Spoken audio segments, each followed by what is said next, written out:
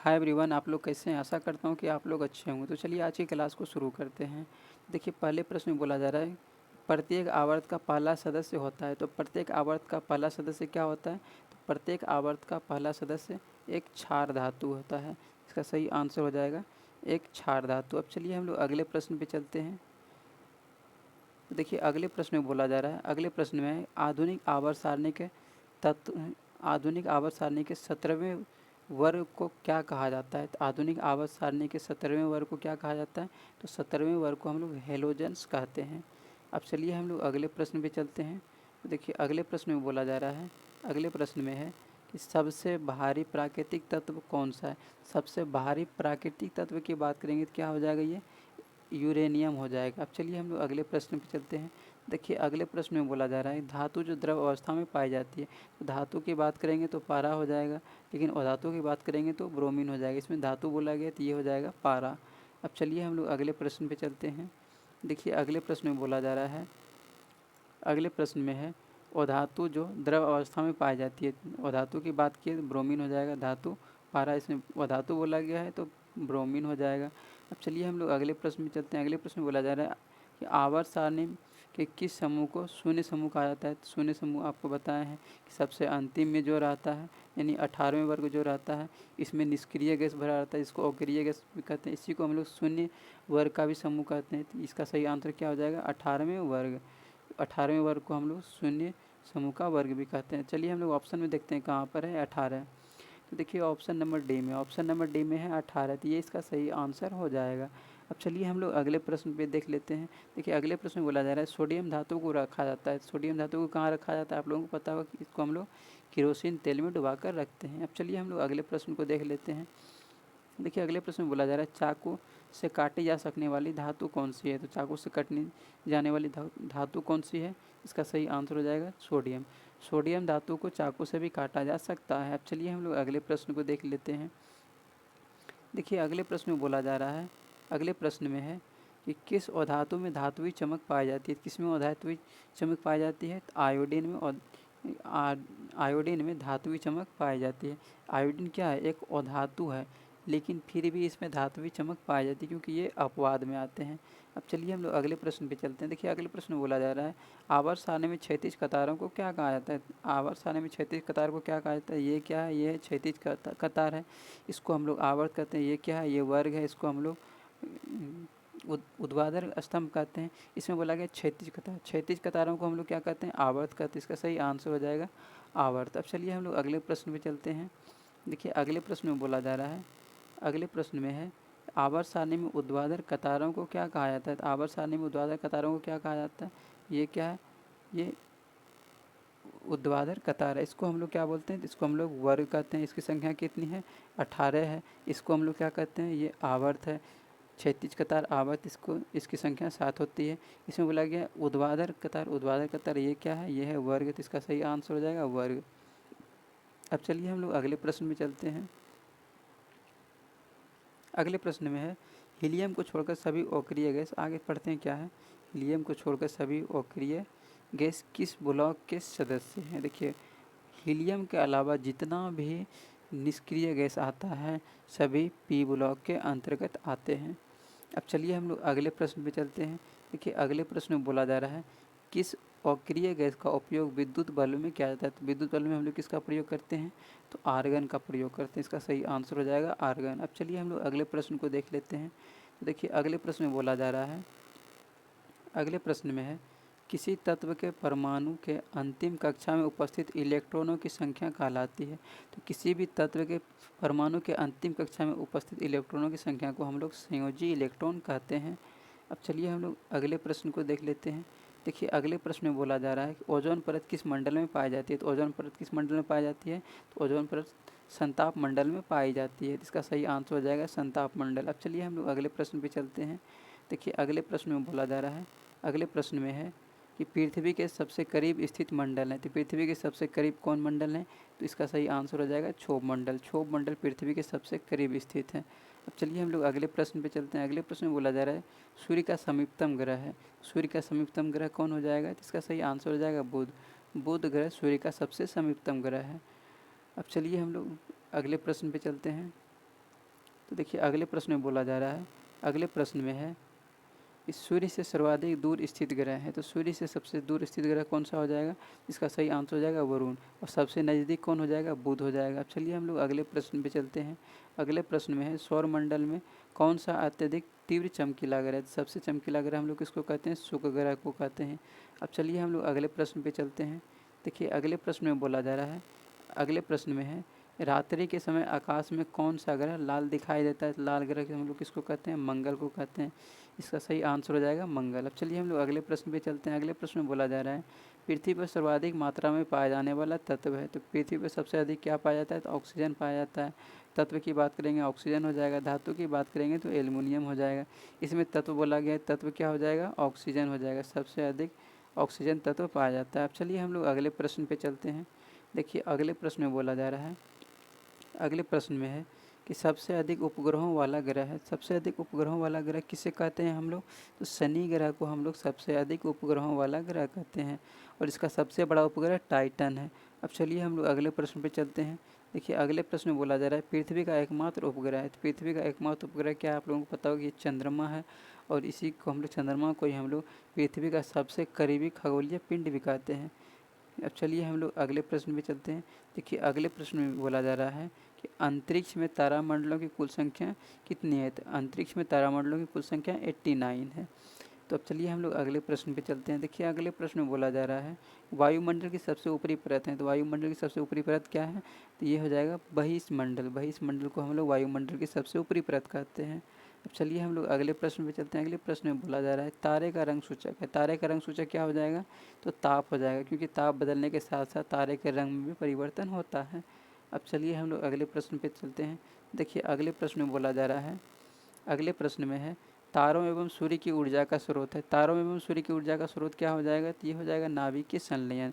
तारों एवं सूर्य की ऊर्जा का स्रोत नाभिकीय संलयन हो जाएगा। लेकिन यही अगर परमाणु बम की बात करते हैं तो हो जाएगा नाभिकीय विखंडन। अब चलिए हम लोग अगले प्रश्न पे चलते हैं। देखिए अगले प्रश्न बोला जा रहा है भौर का तारा किसे कहा जाता है? तो भौर का तारा हम लोग किसको कहते हैं? तो शुक्र ग्रह को कहते हैं। अब चलिए हम लोग अगले प्रश्न पे चलते हैं। देखिए अगले प्रश्न में बोला जा रहा है, अगले प्रश्न में है कि आकाश में सबसे चमकदार तारा है। आकाश में सबसे चमकदार तारा कौन है? तो इसका सही आंसर हो जाएगा साइरस। साइरस जो है वो आकाश का सबसे चमकदार तारा है। आकाश में सबसे चमकदार तारा मतलब हम लोगों को सबसे ज़्यादा चमकदार दिखाई देता है। अब देखिए अगले प्रश्न में बोला जा रहा है कि बृहस्पति का अध्ययन करने वाला उपग्रह है। तो बृहस्पति का अध्ययन करने वाला उपग्रह क्या हो जाएगा? इसका सही आंसर हो जाएगा वायेजर 1। वायेजर 1 को स्पेशली बृहस्पति ग्रह का अध्ययन करने के लिए भेजा गया था। वायेजर 1 क्या है? एक स्पेस है। चलिए हम लोग ऑप्शन में देखते हैं कहाँ पर है वायेजर 1। तो देखिए ऑप्शन नंबर डी में, ऑप्शन नंबर डी में है वायेजर 1। तो इसका सही आंसर हो जाएगा वायेजर 1। अब चलिए हम लोग अगले प्रश्न को देख लेते हैं। अगले प्रश्न में है ब्रह्मांड में सर्वाधिक मात्रा में पाया जाने वाला तत्व। देखिए ब्रह्मांड में तत्व की बात करेंगे तो क्या हो जाएगा? हाइड्रोजन हो जाएगा। लेकिन यही पृथ्वी पर बात करते हैं, पृथ्वी पर तत्व सबसे अधिक मात्रा में ऑक्सीजन पाया जाता है। एल्युमिनियम सबसे अधिक, धातु में क्या हो जाएगा? एल्युमिनियम हो जाएगा। अब देखिए अगले प्रश्न में है नीला ग्रह कहा जाता है। नीला ग्रह किसको कहते हैं? पृथ्वी को कहते हैं। क्यों कहते हैं? क्योंकि जल की अधिकता के कारण। अब देखिए अगले प्रश्न में बोला जा रहा है, अगले प्रश्न में है क्षुद्र ग्रह स्थित है। क्षुद्र ग्रह किसके किसके बीच स्थित है? मंगल एवं बृहस्पति के बीच स्थित है। क्षुद्र ग्रह मंगल और बृहस्पति के बीच स्थित है। चलिए हम लोग अगले प्रश्न को देख लेते हैं। देखिए अगले प्रश्न में बोला जा रहा है, अगले प्रश्न में है स्थिर विद्युत क्षेत्र होता है। स्थिर विद्युत क्षेत्र क्या होता है? तो स्थिर विद्युत क्षेत्र संरक्षी होता है। अब चलिए हम लोग अगले प्रश्न पे चलते हैं। देखिए अगले प्रश्न में बोला जा रहा है कि स्वस्थ मनुष्य के शरीर का विद्युत प्रतिरोध है। स्वस्थ मनुष्य के शरीर का विद्युत प्रतिरोध कितना होता है? 50,000 ओम होता है। इसका सही आंसर हो जाएगा 50,000 ओम। अब चलिए हम लोग अगले प्रश्न को देखते हैं। देखिए अगले प्रश्न में बोला जा रहा है निकेल है। निकेल क्या है? निकेल लोह चुंबकीय पदार्थ है। आप लोगों को याद रखना है 3, एक लोहा, कोबाल्ट और निकेल। लोहा, कोबाल्ट और निकेल तीनों का तीनों लोह चुंबकीय पदार्थ है। चलिए हम लोग ऑप्शन में देखते हैं कहाँ पर है लोह चुंबकीय पदार्थ। देखिए ऑप्शन नंबर सी में, ऑप्शन नंबर सी में क्या है? लोह चुंबकीय पदार्थ। ये इसका सही आंसर हो जाएगा लोह चुंबकीय पदार्थ। क्या क्या हो जाएगा? तो लोहा, कोबाल्ट और निकेल। लोहा, कोबाल्ट और निकेल। लोहा, कोबाल्ट और निकेल क्या है? लोह चुंबकीय पदार्थ है। अब चलिए हम लोग अगले प्रश्न को देख लेते हैं। अगले प्रश्न में बोला जा रहा है समतल दर्पण की वक्रता त्रिज्या होती है। तो समतल दर्पण की वक्रता त्रिज्या कितनी होती है? तो समतल दर्पण की वक्रता त्रिज्या अनंत होती है, मतलब इनफाइनाइट होती है। अब देखिए अगले प्रश्न में बोला जा रहा है लेंस की क्षमता का ऐसा ही मात्रक होता है। लेंस की क्षमता का ऐसा ही मात्रक क्या होता है? तो लेंस की क्षमता का ऐसा ही मात्रक डायोप्टर होता है। इसका सही आंसर हो जाएगा डायोप्टर। चलिए हम लोग अगले प्रश्न को देख लेते हैं। देखिए अगले प्रश्न में बोला जा रहा है, अगले प्रश्न में है थोरियम के एक परमाणु में न्यूट्रॉनों की संख्या। तो देखिए यहाँ पर ये परमाणु संख्या है, ये परमाणु भार है, और जैसे ही हम लोग परमाणु भार में परमाणु संख्या घटाते हैं तो हम लोगों को न्यूट्रॉनों की संख्या प्राप्त होती है। तो चलिए घटा लेते हैं। तो 230 में हम लोग जैसे भी 90 को घटाएंगे कितना बचेगा, तो बचेगा ये 140 बचेगा। इसका सही आंसर हो जाएगा 140। तो इसका सही आंसर हो जाएगा ऑप्शन नंबर बी 140। अब चलिए हम लोग अगले प्रश्न में चलते हैं। देखिए अगले प्रश्न में बोला जा रहा है कि एक लोह चुंबकीय पदार्थ चुंबकशीलता होती है, तो लोह चुंबकीय पदार्थ की चुंबकशीलता कितनी होती है, तो 1 से अधिक होती है। चलिए हम लोग ऑप्शन में देखते हैं कहाँ पर है 1 से अधिक। तो देखिए ऑप्शन नंबर सी में, ऑप्शन नंबर सी में 1 से अधिक, ये इसका सही आंसर हो जाएगा। अब चलिए हम लोग अगले प्रश्न में चलते हैं। अगले प्रश्न में प्रतिघात का मात्रक है, तो प्रतिघात का मात्रक क्या होता है, तो प्रतिघात का मात्रक महो होता है। इसका सही आंसर हो जाएगा महो। अब चलिए हम लोग अगले प्रश्न में चलते हैं। अगले प्रश्न में बोला जा रहा है निकेल है। निकेल क्या है, निकेल लोह चुंबकीय पदार्थ है। आपको बताएं तांबा, कोबाल्ट और निकेल तीनों का तीनों लोह चुंबकीय पदार्थ है। अब चलिए हम लोग अगले प्रश्न पे चलते हैं। देखिए अगले प्रश्न में बोला जा रहा है, अगले प्रश्न में बूस्टर का नियम है। तो आप लोगों को पता होगा बूस्टर का नियम क्या होता है, म्यूजिकल टू 10 IP होता है। तो अब चलिए हम लोग अगले प्रश्न पे चलते हैं। देखिए अगले प्रश्न में बोला जा रहा है किसी आवेशित खोखले गोलाकार चालक के भीतर विद्युतीय तीव्रता का मान होता है। किसी खोखले गोलाकार चालक के अंदर विद्युतीय तीव्रता का मान क्या होता है, 0 होता है। इसका सही आंसर हो जाएगा 0। अब चलिए हम लोग अगले प्रश्न को देख लेते हैं। देखिए अगले प्रश्न में बोला जा रहा है, अगले प्रश्न में है कि विद्युत हीटर में जिस तत्व का व्यवहार किया जाता है वह है। तो विद्युत हीटर में किसका प्रयोग करते हैं, नाइक्रोम का प्रयोग करते हैं। विद्युत बल्ब के फिलामेंट में किसका प्रयोग करते हैं, टंगस्टन का प्रयोग करते हैं। चलिए हम लोग अगले प्रश्न को देख लेते हैं। अगले प्रश्न में है प्रतिघात का मात्रक। प्रतिघात का मात्रक क्या होता है, महो होता है। इसका सही आंसर हो जाएगा महो। चलिए हम लोग अगले प्रश्न को देख लेते हैं। देखिए अगले प्रश्न में बोला जा रहा है, अगले प्रश्न में एक निकट दृष्टि दोष से ग्रसित व्यक्ति स्पष्ट देखने के लिए व्यवहार करता है। निकट दृष्टि दोष के निवारण के लिए हम लोग अवतल लेंस चश्मे का प्रयोग करते हैं। अब चलिए हम लोग अगले प्रश्न पे चलते हैं। अगले प्रश्न में बोला जा रहा है दूर दृष्टि दोष के लिए प्रयुक्त लेंस, मतलब दूर दृष्टि दोष के निवारण के लिए हम लोग किस चश्मे का प्रयोग करते हैं, तो उत्तल लेंस चश्मे का प्रयोग करते हैं। अब चलिए हम लोग अगले प्रश्न पे चलते हैं। देखिए अगले प्रश्न में बोला जा रहा है कि निम्नलिखित में से किसका अपवर्तनांक सबसे अधिक होता है, तो हीरा का अपवर्तनांक सबसे अधिक होता है। अब चलिए हम लोग अगले प्रश्न पे चलते हैं। देखिए अगले प्रश्न में बोला जा रहा है कि आवेशित गोलीय चालक के अंदर विद्युत क्षेत्र होता है। तो आवेशित गोलीय चालक के अंदर विद्युत क्षेत्र कितना होता है, 0 होता है। अब चलिए हम लोग अगले प्रश्न पे चलते हैं। देखिए अगले प्रश्न में बोला जा रहा है, अगले प्रश्न में है कि एन टाइप का जर्मेनियम प्राप्त करने के लिए जर्मेनियम में मिलाया गया अपद्रव होता है। तो एन टाइप का बात किया जा रहा है, तो एन टाइप में हो जाएगा पंचसंयोजी इलेक्ट्रॉन। यही अगर पी टाइप की बात करते तो त्रिसंयोजी इलेक्ट्रॉन हो जाता। अब देखिए आ गया पी टाइप, तो इसमें क्या हो जाएगा, त्रिसंयोजी इलेक्ट्रॉन हो जाएगा। अब चलिए हम लोग अगले प्रश्न पे चलते हैं। देखिए अगले प्रश्न में बोला जा रहा है धातु का पराविद्युतांक होता है। धातु का पराविद्युतांक कितना होता है, तो इनफाइनाइट होता है। अब चलिए हम लोग अगले प्रश्न में चलते हैं। देखिए अगले प्रश्न में बोला जा रहा है प्रकाश का वेग महत्तम होता है। प्रकाश का वेग महत्तम किस में होता है, निर्वात में होता है, मतलब इन वैक्यूम। अब चलिए हम लोग अगले प्रश्न में चलते हैं। तो अगले प्रश्न में लोहा होता है। अब चलिए हम लोग ऑप्शन देखते हैं क्या दिया है। अच्छा, तो लोहा क्या होता है, लोह चुंबकीय पदार्थ होता है। अभी आपको बताएं कि लोहा, कोबाल्ट और निकेल तीनों का तीनों लोह चुंबकीय पदार्थ होता है। चलिए हम लोग अगले प्रश्न में चलते हैं। देखिए अगले प्रश्न में हीरा का अपवर्तनांक करीब होता है। तो हीरा का अपवर्तनांक कितना होता है, तो ये 2.42 होता है। हीरा का अपवर्तनांक 2.42 होता है। चलिए हम लोग अगले प्रश्न में चलते हैं। अगले प्रश्न में आवेश का विमा होता है। तो आवेश का विमा क्या होता है, तो आवेश का विमा 80 होता है। विद्युत धारा और समय के गुणनफल को हम लोग आवेश कहते हैं। धारा का SI मात्रक एम्पियर, मतलब ए समय का T 80 हो गया। चलिए हम लोग अगले प्रश्न पे चलते हैं। देखिए अगले प्रश्न में बोला जा रहा है मूल गेट के लिए निम्नलिखित में से कौन सही है। तो मूल गेट कौन कौन है, तो मूल गेट हो जाएगा एंड और नॉट, तीनों का तीनों हो जाएगा मूल गेट। अब चलिए हम लोग अगले प्रश्न में चलते हैं। अगले प्रश्न में है प्रकाश वर्ष किस भौतिक राशि का मात्रक है। प्रकाश वर्ष किसका मात्रक है, ये सही आंसर हो जाएगा दूरी का। प्रकाश वर्ष किसका मात्रक है, दूरी का मात्रक है। अब चलिए हम लोग अगले प्रश्न में चलते हैं। देखिए अगले प्रश्न में बोला जा रहा है सौर ऊर्जा का स्रोत होता है। सौर ऊर्जा का स्रोत क्या हो जाएगा, नाभिक के संलयन हो जाएगा। नाभिक के संलयन हो जाएगा। नाभिक के विखंडन किस में होता है, परमाणु बम में होता है। चलिए हम लोग अगले प्रश्न में चलते हैं। अगले प्रश्न में विद्युत का सबसे अच्छा चालक निम्नलिखित में कौन है। इसका सही आंसर हो जाएगा चांदी। अब चलिए हम लोग अगले प्रश्न को देख लेते हैं। देखिए अगले प्रश्न में बोला जा रहा है, अगले प्रश्न में है ट्रांसफार्मर के लिए निम्नलिखित में कौन सही है? तो ट्रांसफार्मर के लिए कौन सही है? तो इसका सही आंसर हो जाएगा कि यह एसी वोल्टता को बढ़ाता है या घटाता है। ट्रांसफार्मर क्या करता है? ये एसी वोल्टता को बढ़ाता है या घटाता है। ट्रांसफार्मर सिर्फ और सिर्फ एसी करंट पे काम करता है, ये डीसी पे काम नहीं करता है। अब चलिए हम लोग अगले प्रश्न पे चलते हैं। देखिए अगले प्रश्न में बोला जा रहा है कि किलोवाट घंटा मात्रक है। किलोवाट घंटा किसका मात्रक है? तो ये विद्युत शक्ति का मात्रक है। अब चलिए हम लोग अगले प्रश्न में चलते हैं। अगले प्रश्न में बोला जा रहा है किसी चालक की विद्युत प्रतिरोधकता निर्भर करती है। किस पर निर्भर करती है? तो ये चालक की लंबाई पर भी निर्भर करता है, चालक के अनुप्रस्थ काट क्षेत्रफल पर भी निर्भर करता है, चालक के पदार्थ की प्रकृति पर भी निर्भर करता है। इसका सही आंसर हो जाएगा ऑप्शन नंबर डी, इनमें से सही। अब चलिए हम लोग अगले प्रश्न पे चलते हैं। देखिए अगले प्रश्न में बोला जा रहा है आवेश का ऐसा मात्रक होता है। आवेश का ऐसा मात्रक क्या होता है? तो आवेश का ऐसा मात्रक कूलाम होता है, और एक और होता है आईटी भी होता है। अब चलिए हम लोग अगले प्रश्न में चलते हैं। आईटी मतलब एम्पियर सेकंड भी होता है। अब चलिए देखिए अगले प्रश्न में बोला जा रहा है, अगले प्रश्न में बोला जा रहा है प्रतिरोध का सूत्र होता है। प्रतिरोध का सूत्र क्या होता है?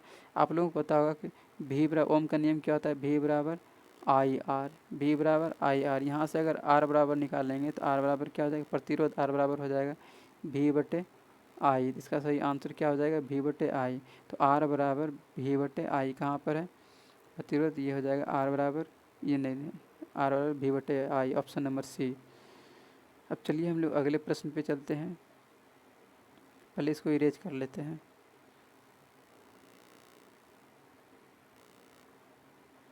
चलिए हम लोग अगले प्रश्न पे चलते हैं। देखिए अगले प्रश्न में बोला जा रहा है, अगले प्रश्न में किलोवाट घंटा मात्रक है। किसका मात्रक है? विद्युत शक्ति का मात्रक है। आगे किसी चालक की विद्युत प्रतिरोधकता निर्भर करती है, तो इनमें सभी हो जाएगा। चालक की लंबाई पर, चालक के काट अनुप्रस्थ क्षेत्रफल पर भी, चालक की प्रकृति पर भी। तो चलिए हम लोग अगले प्रश्न पे चलते हैं।